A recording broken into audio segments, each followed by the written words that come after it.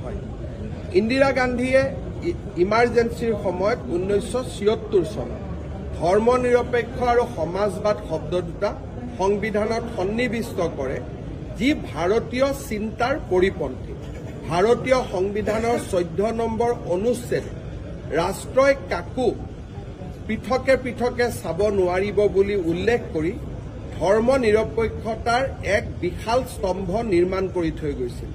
কিন্তু তাৰ পিছতো এই দুইটা শব্দৰ ব্যৱহাৰে আমাৰ দেশখনক পশ্চিমীয়া দেশৰ কাষলৈ ওচৰ চপাই লৈ গ'ল আৰু আমাৰ ৰাষ্ট্ৰৰ নিজৰ চিন্তাধাৰাৰ পৰা আমি আঁতৰি গ'লো। সেইবাবে আমি কেন্দ্ৰীয় চৰকাৰক অনুৰোধ জনাম যে ভাৰতৰ সংবিধান যি ধৰণে আম্বেদকাৰ ডাঙৰীয়াই ৰচনা কৰিছিল, ডক্টৰ ৰাজেন্দ্ৰ প্ৰসাদৰ নেতৃত্বত যি ধৰণে সংবিধানখন গ্ৰহণ কৰা হৈছিল, সংবিধানৰ প্ৰস্তাৱনা তেনেকৈ থাকিব দিয়া উচিত।